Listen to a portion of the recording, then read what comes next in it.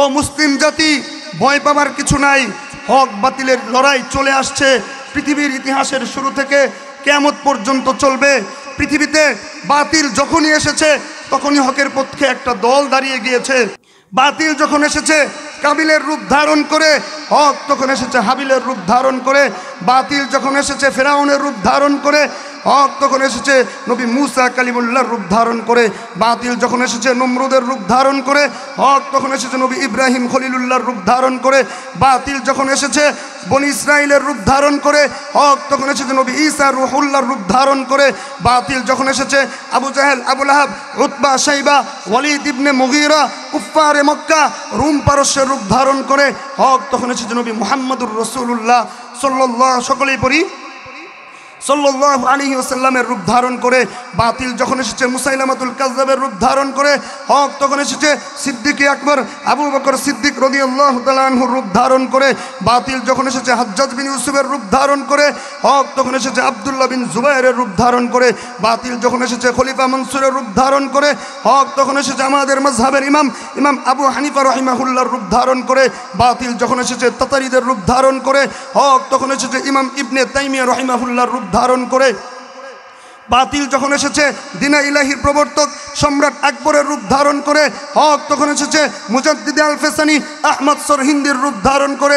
বাতিল যখন এসেছে মিথ্যা নবুয়তের দাবিদার গোলাম আহমদ কাদিয়ানির রূপ ধারণ করে, হক তখন এসেছে শাহ আতাউল্লাহ বুখারীর রূপ ধারণ করে। আমাদের এই ভারতবর্ষে বাতিল যখন এসেছে ইংরেজ বেনিয়াদের রূপ ধারণ করে, হক তখন এসেছে শাহ ওয়ালিউল্লাহ মুহাদ্দিসে দেহলভীর রূপ ধারণ করে।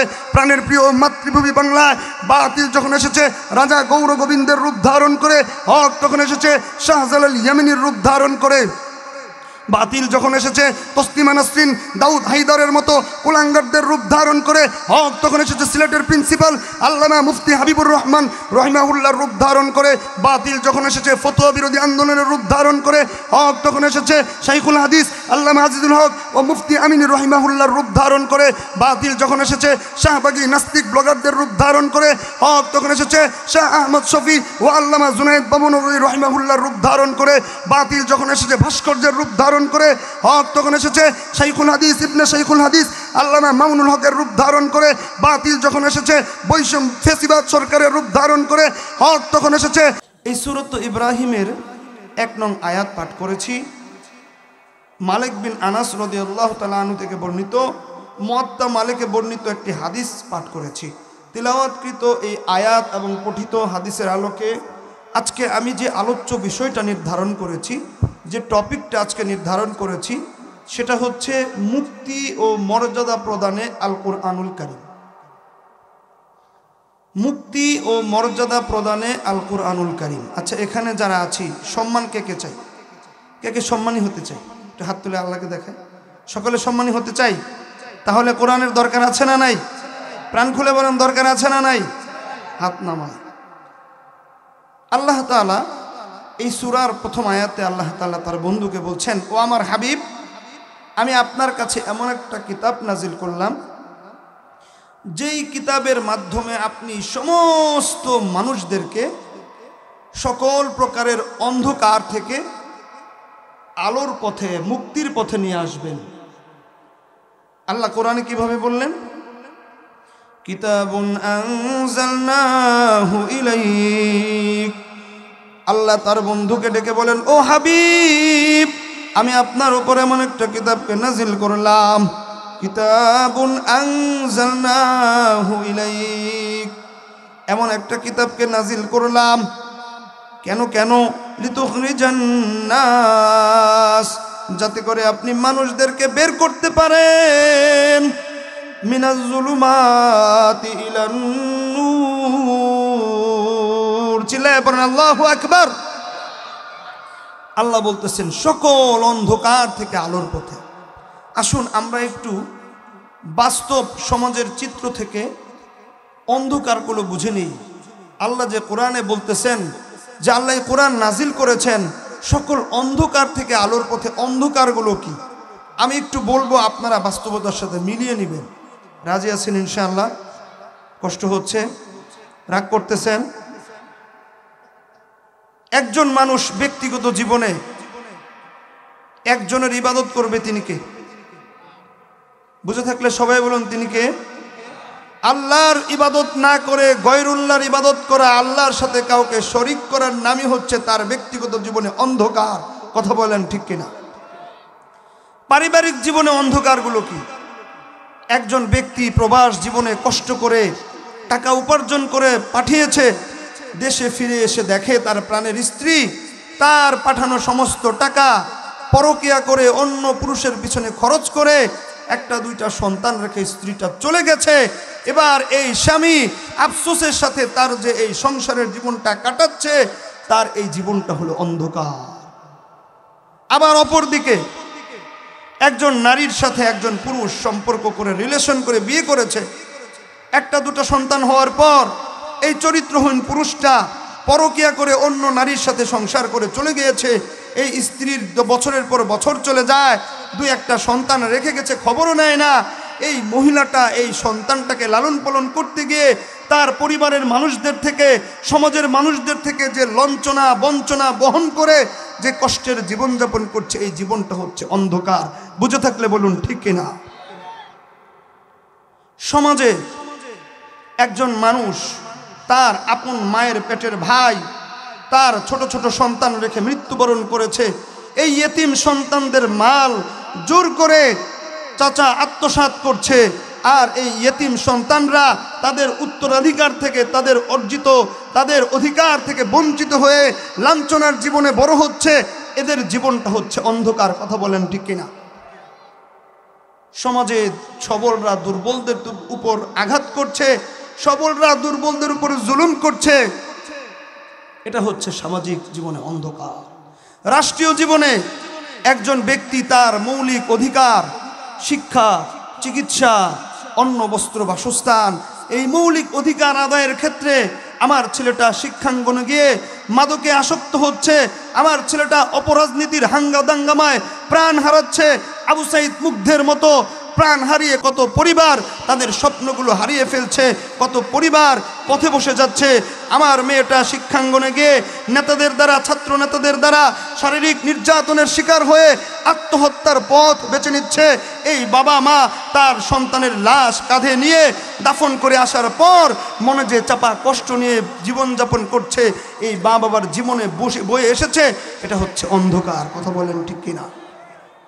অসুস্থ হয়ে চিকিৎসার জন্য হাসপাতালে গিয়ে দালালদের দ্বারা হয়রানির শিকার হয়ে, কিছু লোভী ডাক্তারদের দ্বারা আর্থিক পেরেশানির শিকার হচ্ছে। এমনকি চিকিৎসা নয় শুধু, সকল ক্ষেত্রে ইভেন একজন ব্যক্তি সারা জীবন সরকারি চাকরি করেছে, জীবনের শেষ মুহূর্তে এসে চাকরি থেকে রিটায়ারমেন্টে এসে তার পেনশনের বিলটা পাস করানোর জন্য এই বুড়ো মানুষটা এই ঘুষখোর অফিসারদের প্রতারণার শিকার হয়ে বুড়ো বয়সে এই পেনশনের ফাইলটা এক টেবিল থেকে আরেক টেবিলে দৌড়াচ্ছে। এটা হচ্ছে এই ব্যক্তিগত জীবনে অন্ধকার। কথা বলেন ঠিক কিনা? আপনারা কি আমার কথা বুঝতে পারছেন? এ সকল অন্ধকার থেকে মানুষকে আলোর পথে দেওয়ার জন্যেই এই কোরআনকে আল্লাহ নাজির করে বলছেন, ও বন্ধু, কিতাবুন আনজালনাহু ইলাইক, আমি আপনার উপর এমন একটা কিতাব নাজিল করলাম যেই কিতাবের মাধ্যমে আপনি লিতুখরিজান নাস, সমস্ত মানুষদেরকে মুক্ত করতে পারবেন, মিনাজ জুলুমাত, পৃথিবীর সকল পাপ পঙ্কিলতার অন্ধকার থেকে, কুফর শিরিক বেদাতের আধার থেকে, অন্যায় জুলুম নির্যাতন পাপাচরের আধার থেকে মানুষদেরকে মুক্ত করতে পারবেন ইলান নূর, মুক্তির দিকে। তাহলে আমরা এই কোরআনকে অবলম্বন করে মুক্তি লাভ করতে চাই তো? মুক্তি লাভ করতে কে কে চাই? কে কে কোরআন অনুযায়ী জীবন করতে চাই? হাত তুলে আল্লাহকে দেখায় একটা তাকবীর দিয়ে নারায়ে তাকবীর। ওগো আল্লাহ, আমাদের হাতগুলোকে কবুল করুন, পড়ি আমিন। হাত নামাই। সম্মানিত হাজিরিন, এখন আফসোস আর দুঃখের বিষয় হচ্ছে আমরা এখানে যারা আছি, এই যে এত রাত পর্যন্ত, এখন রাত 11:30, এই রাত পর্যন্ত আমরা বসে আছি। এখানে কি বিরিয়ানির প্যাকেট দেওয়া হয়েছে? এখানে কি আমাদেরকে কেউ টাকা দিয়েছে? কেন এসেছি? কোরআনের ভালোবাসায়। কিসের ভালোবাসায়?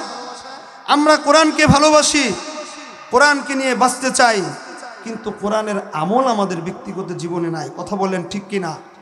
আমাদের ব্যক্তিগত জীবন থেকে শুরু করে পারিবারিক জীবন, সামাজিক জীবন, রাষ্ট্রীয় জীবন, জীবনের সকল ক্ষেত্রে আজকে যদি কোরআনের নীতি বাস্তবায়ন করতে পারতাম, কোরআনের শিক্ষানীতি, কোরআনের বিচারনীতি যদি আমাদের জীবনে বাস্তবায়ন করতে পারতাম, তাহলে আমরা অবশ্যই মুক্তি আর মর্যাদার জীবন লাভ করতে পারতাম। কথা বলেন ঠিক কিনা? কারণ ইতিহাসটা দেখুন, ইতিহাস স্মরণ করিয়ে দিচ্ছি। 1757 থেকে 1947 পর্যন্ত 190 বছর ভারত উপমহাদেশে ইংরেজ বেনিয়ারা শোষণ করেছে আমাদের উপর, জুলুম নির্যাতনের স্টিম রোলার চালিয়েছে। 1947 সালে এসে ভারত উপমহাদেশ ইংরেজদের থেকে স্বাধীন হলো। 1948-এ এসে সংখ্যাগরিষ্ঠ মুসলমানের ভিত্তিতে পাকিস্তান আর সংখ্যাগরিষ্ঠ হিন্দুদের ভিত্তিতে ভারত, এ দুটি ভূখণ্ডে নির্ধারণ হলো। আমরা বাঙালিরা পাকিস্তান আবার দুটো ভাগে বিভক্ত হলো, পশ্চিম পাকিস্তান আর পূর্ব পাকিস্তান। আমরা বাঙালিরা পূর্ব পাকিস্তান ছিলাম। কথা ছিল পশ্চিম পাকিস্তানিরা আমাদের এদেশে কোরআন অনুযায়ী রাষ্ট্র ব্যবস্থা কায়েম করবে, কোরআন অনুযায়ী দেশ চালাবে। সে কথা তো তারা রাখলই না, বরং পূর্ব পাকিস্তানের মানুষদেরকে তাদের ন্যায্য অধিকার থেকে বঞ্চিত করে তাদের উপর জুলুম নির্যাতনের স্টিম রোলার চালালো। এবং যখন পূর্ব পাকিস্তানের বাঙালিরা তাদের ন্যায্য অধিকার আদায়ের দাবি তুলল, তখন 25শে মার্চের কালো রাতে নির্বিচারে বাঙালিদেরকে হত্যা করা হলো, মা বোনদের ইজ্জত লুণ্ঠন করা হলো। এর প্রতিবাদে 26শে মার্চ স্বাধীনতার ঘোষণা হলো। 16ই ডিসেম্বর পর্যন্ত দীর্ঘ 9 মাস ব্যাপী রক্তক্ষয়ী যুদ্ধ হলো। আগে আমরা জানতাম 30 লক্ষ মানুষ শহীদ হয়েছে। কিছুদিন পূর্বে মেজর ডালিমের দেয়া তথ্য অনুযায়ী 3 লক্ষ মানুষ শহীদ হয়েছে। 30 লক্ষ আর 3 লক্ষ ব্যাপার নয়, আমাদের কথা হলো দীর্ঘ 9 মাস ব্যাপী যুদ্ধের বিনিময়ে লাল সবুজের পতাকায় 56,000 বর্গ মাইলের এই বাংলা স্বাধীন বাংলা হলো। স্বাধীন বাংলা থেকে সবুজ বাংলা, নতুন বাংলা, ডিজিটাল বাংলা, স্মার্ট বাংলায় রূপায়ণ হলো। স্বাধীনতার এই 54 বছরে কত নেতার পরিবর্তন হলো, কত নীতির পরিবর্তন হলো, আমরা কত পরিবর্তন দেখলাম, কিন্তু মানুষ তাদের ন্যায্য অধিকার পায়নি। মানুষ জুলুম নির্যাতন আর হয়রানি থেকে মুক্তি লাভ করতে পারেনি, মানুষ মর্যাদার জীবন লাভ করতে পারেনি। যার ফলশ্রুতিতে 2024-এ এসে কোটা বিরোধী আন্দোলন থেকে বৈষম্য বিরোধী আন্দোলনের রূপ নিল এবং এই বৈষম্য বিরোধী ছাত্র আন্দোলনের মাধ্যমে 15 বছরের ফেসিবাদ সরকারকে বিতাড়িত করে বাঙালি জাতি যখন স্বাধীনতার তৃপ্তির ঢেকুর তুলছিল, মনে করেছিল একটা ফেসিবাদ সরকারকে বিতাড়িত করেই মনে হয় বাঙালি জাতি স্বাধীন হয়ে গিয়েছে, তারা মুক্তি লাভ করেছে, তারা মর্যাদার জীবন লাভ করেছে। কিন্তু না, 2024-এ এসে যখন আবু সাঈদ, আমার ভাই আবু সাঈদের মুগ্ধের রক্ত যখনও বাতাসে ভেসে আসছে, যখনও বাতাসে তাদের রক্ত নাকে আসছে, এই মুহূর্তে ইসকন ইন্টারন্যাশনাল কৃষ্ণা কনসাসনেস, আন্তর্জাতিক কৃষ্ণা ভাবনামিত সংঘ, যার সংক্ষেপ নাম হচ্ছে ইসকন, এই ইসকনের উগ্র জঙ্গিদের মাধ্যমে প্রকাশ্য দিবালোকে আদালত পাড়ায় আমার ভাই সাইফুল ইসলামকে হত্যা করে এবং যেই বিশ্ব ইজতেমার ময়দান থেকে যেই তাবলীগের নিসবতে হাজারো অপরাধী অপরাধ ছেড়ে ভালো হয়ে গিয়েছে, হাজারো ঘুষখোর, হাজারো সুদখোর, হাজারো জিনাখোর, তারা অপরাধ জীবন থেকে আল্লাহর পথে ফিরে এসেছে। সেই বিশ্ব ইজতেমার ময়দানে তাবলীগের মুরব্বীদেরকে রাতের অন্ধকারে সাতপন্থীদের এই উগ্র সন্ত্রাসীরা হত্যা করে এটাই জানান দিল 2024-এ এসেও আমরা বাঙালি জাতি স্বাধীন নই। কারণ একটাই, যতদিন পর্যন্ত আল্লাহর জমিনে আল্লাহর কোরআনের আইন বাস্তবায়ন না হবে, যতদিন পর্যন্ত আল্লাহর জমিনে কোরআনের শিক্ষানীতি, কোরআনের বিচারনীতি, কোরআনের ব্যবসা নীতি, কোরআনের সমাজনীতি, কোরআনের রাষ্ট্রনীতি বাস্তবায়ন না হবে, ততদিন পর্যন্ত বাঙালি জাতি, মুসলিম জাতি মুক্তি লাভ করতে পারে না, মর্যাদার জীবন লাভ করতে পারে না। কথা বলেন ঠিক কিনা? এজন্য মালিক রব্বুল আলামিন সূরা ইব্রাহিমে বর্ণনা করলেন, কিতাবুন আনজালনাহু ইলাইক, আপনার উপর এমন একটা কিতাব আমি নাজিল করলাম, লিতুখরিজান নাস, যাতে করে আপনি মানুষদেরকে মুক্ত করতে পারেন, মিনাজ জুলুমাত, সকল অন্ধকার থেকে, ইলা নূর, আলোর পথে, বিইজনি রব্বিহিম ইলা সিরাতিল আজিজিল হামিদ। সকল প্রশংসার মালিককে। আপনারা ঘুমিয়ে গেছেন নাকি? চিৎকার দিয়ে বলতে হবে সকল প্রশংসার মালিককে, আরো জোরে বলতে হবে সকল প্রশংসার মালিককে। সকল প্রশংসার অধিকারী মহাপরাক্রমশালী আল্লাহর পথের দিকে যাতে করে আপনি কোরআনের মাধ্যমে মুক্ত করতে পারেন। তাই আমার আলোচ্য বিষয় মুক্তি ও মর্যাদা প্রদানে আল কোরআনুল কারীম। এবার আসুন, কোরআনুল কারীম কয় জীবনে মুক্তি দান করে? কোরআনুল কারীম 2 জীবনে মুক্তি দান করে। এক হলো দুনিয়ায়, 2 হলো আখিরাতে। 1 নাম্বার কোথায়? আর 2 নাম্বার আখিরাতে। এবং কোরআনুল কারীম মানুষদেরকে মুক্তি দেয় আবার 2 ভাবে। কয় ভাবে? 1 নাম্বার প্রকাশ্যে আর 2 গোপনে। 1 নাম্বার কি? প্রকাশ্যে আর 2 গোপনে। চলুন আমরা যেহেতু দুনিয়াতে আছি, আগে দুনিয়াতে আমরা কিভাবে মুক্তি লাভ করব প্রকাশ্যে এবং গোপনে এটা আগে জেনে নিই। পবিত্র কালাম দুনিয়াতে প্রকাশ্যে মানুষকে মুক্তি দান করে। তার একটা উদাহরণ হলো ওমর রাদিয়াল্লাহু তাআলা আনহুর ইসলাম গ্রহণের ঘটনা। একটা ঘটনা আপনাদেরকে খুব সংক্ষেপে শোনাই। ওমর রাদিয়াল্লাহু তাআলা আনহু একদিন রাতের বেলা ঘরের বাইরে রাত্রি যাপন করবেন। তো তিনি কাবা ঘরে ঢুকলেন। পর্দার ভিতরে গিয়ে দেখেন আমার রাসূল নামাজ আনতে সূরা আল হাক্ক পড়তেছেন। তো তিনি এই কোরআনুল কারীম অনেক ছন্দময়, কাব্যময়, কোরআনের এই শব্দ গাঁথনি, ভাষার শৈলী শুনে মনে মনে ওমর রাদিয়াল্লাহু তাআলা বলতেছিল, আল্লাহি, আল্লাহর কসম, কুরাইশরা যে বলে মুহাম্মদ আর একজন কবি, কথা ঠিক। এটা যখন তিনি মনে মনে বলতেছিলেন, ঠিক তখনই আল্লাহ রাসূল পড়তেছিলেন, ইন্নাহু লাকাউলু রাসূলিন কারীম ওয়া মা হুয়া বিকাউলি শাইর কলিলাম মা তুমিনুন। আল্লাহু আকবার। প্রাণ খুলে বলি আল্লাহু আকবার। তো আল্লাহ রাসূল পড়লেন, এর অর্থ হলো ইন্নাহু লাকাউলু রাসূলিন কারীম, নিশ্চয় এটা হচ্ছে আল্লাহর পক্ষ থেকে অবতীর্ণ সম্মানিত রাসূলের কথা। ওমা হুয়া বিকাউলি শাইর, এই কোরআন কোনো কবির কথা নয়। কলিলাম মা তুমিনুন, খুব অল্প সংখ্যক মানুষই আরবের তোমরা বিশ্বাস করে থাকো। বলেন তো, ব্যাপারটা অবাক করা না? ওমর রাদিয়াল্লাহু তাআলা কি জোরে জোরে বলতেছিলেন না মনে মনে? কথা মনে বুঝেন না? ওমর রাদিয়াল্লাহু তাআলা জোরে জোরে মাইকে বলতেছিলেন না মনে মনে? তো তিনি যখন মনে মনে বলতেছিলেন যে তিনি তো একজন কবি, আর এটা আল্লাহ রাসূল নামাজ আনতে তিনি পিছনে ছিলেন, আড়ালে নামাজ আনতে পিছনে উনি দেখেনও নাই, আবার উনার কথারই ঠিক উত্তর দিতেছে, না এটা কোনো কবির কথা না, এটা তো একজন সম্মানিত রাসূলের কথা। এই কথা শুনে তো ওমর রাদিয়াল্লাহু তাআলা অবাক। তিনি বললেন, আমি মনে মনে তখন বলতেছিলাম, আরে উনি তো দেখি কবি না, উনি একজন গণক। আমার মনের কথাটা কিভাবে বলে ফেললো? উনি তো একজন গণক। আমরা অনেক সময় বলি না পণ্ডিত, হাত দেখা জ্যোতিষী।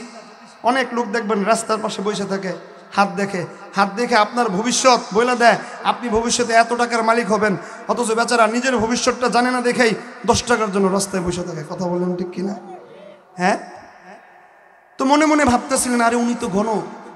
এই মুহূর্তে আল্লাহ রাসূল আবার পড়লেন, ওয়ালা বিকাউলি কাহিন কলিলাম মা তাযাক্কারুন তানজিলুম মির রাব্বিল আলামিন। আল্লাহু আকবার। এরপরে উনি যখন ভাবলেন মনে মনে উনি তো একজন গণক, এরপরই আল্লাহ রাসূল পড়তেছেন ওয়ালা বিকাউলি কাহিন, এটা কোনো গণকের কথা নয়। আল্লাহু আকবার। এটা কোনো গণকের কথা নয়। ওমর রাদিয়াল্লাহু তাআলা আনহু বলেন, সিরাত ইবনে হিশামে বর্ণিত এই ঘটনা, সেই দিনই আমার অন্তরে কোরআনের ব্যাপারে একটা আগ্রহ কাজ করল।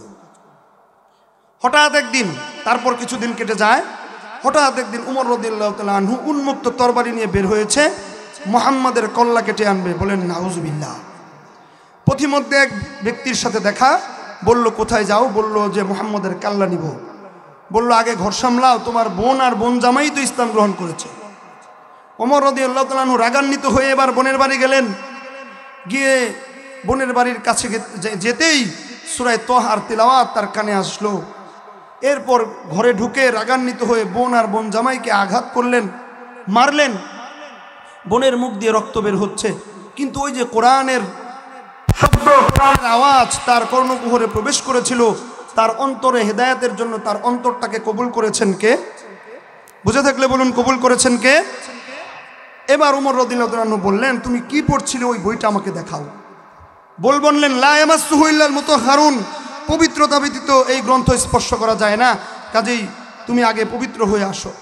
এরপর তিনি পবিত্র হলেন, কোরআনুল কারীম পড়লেন, পরে বললেন এই কালাম যার উপর অবতীর্ণ তিনি মিথ্যা নবী নয়, আমি সাক্ষ্য দিচ্ছি তিনি সত্য নবী, আমাকে সেই মুহাম্মাদের কাছে নিয়ে যাও, আমি ইসলাম গ্রহণ করবো। চিল্লায় বলেন আল্লাহু আকবার। এই হলো ওমর রাদিয়াল্লাহু তাআলা আনহুর ইসলাম গ্রহণের ঘটনা। এভাবে কোরআন প্রকাশ্যে মানুষকে মুক্তি প্রদান করে। কোরআন অপ্রকাশ্যভাবে কিভাবে মানুষদেরকে মুক্তি দেয়? কোরআন পৃথিবীতে মানুষকে অপ্রকাশ্যভাবে মুক্তি দেয় কোরআনের বিধান বাস্তবায়ন করার মাধ্যমে। কথা বলেন। কোরআন থেকে প্রেসক্রিপশন নিয়ে ব্যক্তিগত জীবন থেকে শুরু করে সামাজিক জীবন, অর্থনৈতিক জীবন, রাষ্ট্রীয় জীবন, জীবনের সকল ক্ষেত্রে কোরআনের বিধান বাস্তবায়ন করার মাধ্যমে কোরআন মানুষদেরকে মুক্তি দেয়। কিভাবে? আল্লাহ কোরআনে বলেন, ব্যক্তিগত জীবনে যদি আমরা মুক্তি লাভ করতে চাই তাহলে কোরআন থেকে প্রেসক্রিপশন নিতে হবে। কোরআন বলে, ইয়া আইয়ুহাল্লাযীনা আমানু ইত্তাকুল্লাহ হাক্কা তুকাতিহি ওয়া লা তামুতুন্না ইল্লা ওয়া আনতুম মুসলিমুন। ও মানুষ, তোমরা যদি ব্যক্তিগত জীবনে কোরআন থেকে প্রেসক্রিপশন নিয়ে মুক্তি লাভ করতে চাও তাহলে তোমরা আল্লাহকে যথাযথভাবে ভয় করো এবং তোমরা মুসলমান না হয়ে মৃত্যুবরণ করো না। এবার একটু বুঝেন যথাযথ ভয় করার মানেটা কি? যথাযথ ভয় করার মানে হলো একজন ব্যক্তি সব সময় সবখানে একজনকে ভয় করবে। বুঝে থাকলে চিল্লায় বলুন তিনি কে? আরো জোরে বলতে হবে তিনি কে? একজন সুদখোরের অন্তরে যদি আল্লাহর ভয় এসে যায় সে ব্যক্তি সুদ খেতে পারবে? জিনাখোরের অন্তরে যদি আল্লাহর ভয় এসে যায় সেই জিনাখোর কি জিনা করতে পারবে? একজন ডাক্তারের অন্তরে যদি আল্লাহর ভয় এসে যায় সে কি একজন রোগীকে অহেতুক পরীক্ষা নিরীক্ষা দিয়ে অর্থ আত্মসাৎ করতে পারবে? একজন ব্যবসায়ীর অন্তরে যদি আল্লাহর ভয় এসে যায়, একজন ব্যবসায়ী মালে কম ভেজাল মিশাতে পারে না, ওজনে কম দিতে পারে না। একজন জুয়াচোরের অন্তরে যদি আল্লাহর ভয় এসে যায়, একজন জিনাখোরের অন্তরে যদি আল্লাহর ভয় এসে যায় সে জিনা করতে পারে না।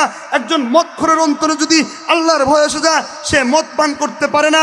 এমনভাবে প্রত্যেকটা মানুষ কারো ভিতরে যদি আল্লাহর যথাযথ ভয় এসে যায় সেই ব্যক্তিটা অপরাধ করতে পারে না। কথা বলেন ঠিক কিনা? পারিবারিক জীবনে যদি আমরা মুক্তি লাভ করতে চাই তাহলে পরিবার নীতিতে আল্লাহ তাআলা সন্তানদেরকে নির্দেশ দিলেন, ওয়াকাদা রাব্বুকা আল্লা তা'বুদু ইল্লা ইয়্যাহু ওয়া বিল ওয়ালিদাইনি ইহসানা। সন্তানদেরকে বলছেন, ও সন্তানরা শোনো, আমি রবের ফয়সালা হলো একমাত্র আমার ইবাদত করবে, এরপরই তোমরা তোমাদের পিতামাতার সাথে সদাচরণ করবে। বুঝে থাকলে বলুন কি আচরণ করবে? কাজেই প্রত্যেকটা সন্তানের অন্তরে যদি আল্লাহর ভয় এসে যায় এই সন্তানগুলো বৃদ্ধ মা বাবাকে অন্তত বৃদ্ধাশ্রমে রেখে ফেলে আসতে পারবে না। চিল্লায় বলেন ঠিক কিনা? এবং বাবা মাদেরকে নির্দেশ দেওয়া হলো, কু আনফুসাকুম ওয়া আহলিকুম নার, তোমরা তোমাদের সন্তানদেরকে জাহান্নাম থেকে বাঁচাও, তথা তোমরা তোমাদের সন্তানদেরকে আল্লাহর সাথে পরিচয় করাও, তোমরা তোমাদের সন্তানদেরকে রাসূলের শিক্ষায় শিক্ষিত করো, রাসূলের আদর্শে দীক্ষিত করো। আজকে সামাজিক জীবনে যদি আমরা মুক্তি লাভ করতে চাই তাহলে আল্লাহর কোরআন বলছে, ওয়াবিল ওয়ালিদাইনি ইহসানা ওয়াবিদিল কুরবা ওয়াল ইয়াতামা ওয়াল মাসাকিন ওয়াল জারি দিল কুরবা ওয়াস সাহিবি বিল জামবি ওয়াবনিস সাবিল। কোরআন সমাজনীতি বলে দেয়, তোমরা যদি আল্লাহর ভয়কে আল্লাহকে ভয় করো, কোরআন অনুযায়ী সমাজ আদর্শ সমাজ গড়তে চাও তাহলে ইয়েতিমের মাল আত্মসাৎ করা যাবে না। কথা বলেন ঠিক কিনা? তোমার প্রতিবেশীর হক আদায় করতে হবে। আল্লাহর রাসূল বলেন, কারো ঘরে ভালো খাবার হয় আর তার সে পেট ভরে উদর পূর্ণ করে খেয়ে ঘুমায়, তার পাশের প্রতিবেশী না খেয়ে ঘুমায়, সে আমার উম্মতের অন্তর্ভুক্ত না। চিল্লায় বলেন নাউজুবিল্লাহ।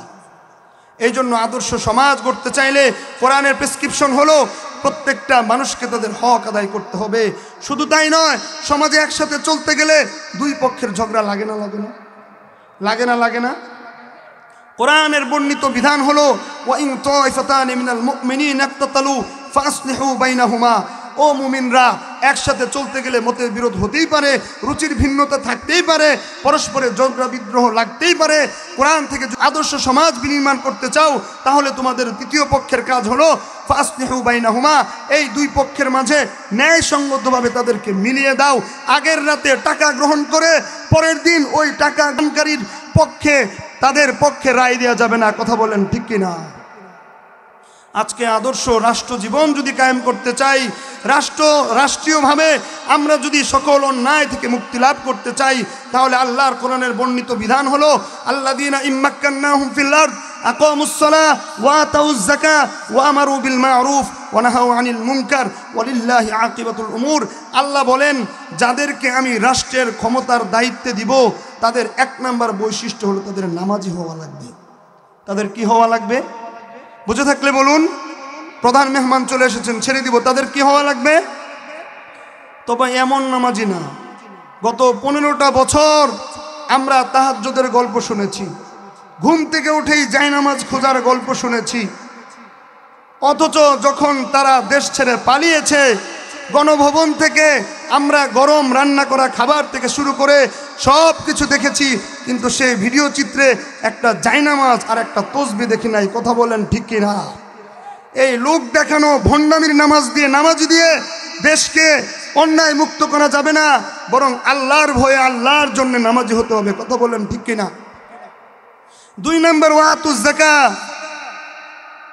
আর আদর্শ রাষ্ট্র কায়েম করতে হলে যারা রাষ্ট্রের প্রতিনিধি হবে তাদের দায়িত্ব হলো আতাউজ যাকাত। তারা সুদ ভিত্তিক ব্যাংকিং ব্যবস্থাকে বন্ধ করে ইসলামিক অর্থনৈতিক জাকাত ভিত্তিক ব্যাংকিং ব্যবস্থা, জাকাত ভিত্তিক অর্থ ব্যবস্থা চালু করতে হবে।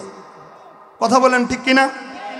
3 নম্বর আর 4 নম্বর কর্মসূচি হলো সৎ কাজের আদেশ আর অসৎ কাজের নিষেধ করতে হবে, তথা কোরআনে বর্ণিত বিচার ব্যবস্থা কায়েম করতে হবে। কোরআনে বিচার ব্যবস্থা, চুরি করলে হাত কেটে দিতে হবে। আজকে প্রথম আলোর রিপোর্ট অনুযায়ী গত 15টা বছরে 3.5 লক্ষ কোটি টাকা আমার আপনার গরিব মানুষের 3.5 লক্ষ কোটি টাকা বাংলাদেশ থেকে চুরি করে বিদেশে পাচার করা হয়েছে। এই সমস্ত চোরদেরকে যদি প্রকাশ্য দিবালোকে শুক্রবার জুমার নামাজের পর বাইতুল মুকাররমে হাত কাটার শাস্তি দেওয়া হয়, ওয়ালাকুম ফিল কিসাসি হায়াত। কোরআনে বর্ণিত বিচার ব্যবস্থা হলো হত্যার বদলে হত্যা। যে সমস্ত ভাইরা রাজনৈতিক সাপোর্টে সাধারণ মানুষকে হত্যা করে, এদেরকে যদি বাংলাদেশের স্টেডিয়ামগুলোতে প্রকাশ্য দিবালোকে লাইভ সম্প্রসারণ করে এদেরকে ফাঁসির কাষ্ঠ ঝুলানো হয়, খোদার কসম করে বলি, বাংলাদেশে আর কোনো খুন থাকবে না, বাংলাদেশে আর কোনো চুরি থাকবে না, বাংলাদেশে আর কোনো দুর্নীতি থাকবে না। কথা বলেন ঠিক কিনা? আফসোস, আজকে আমরা কোরআনওয়ালাদের কাছে আসি কিছু হারিয়ে গেলে খুঁজে পেতে, জিনে ধরলে জিন ছাড়াতে। কোরআন পৃথিবীতে চোর ধরার জন্য আসেনি, বরং চুরিকে বন্ধ করতে এসেছে। কথা বলেন ঠিক কিনা? কোরআন পৃথিবীতে ডাকাত ধরতে আসেনি, ডাকাতি বন্ধ করতে এসেছে।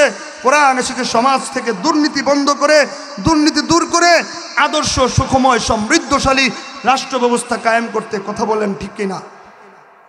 এই জন্য সম্মানিত হাজিরিন, আমরা হযরত উলামায়ে কেরামের পরামর্শে, তাদের নেতৃত্বে আগামীর বাংলাদেশকে, কোরআনের বাংলাদেশকে কে করতে চাই?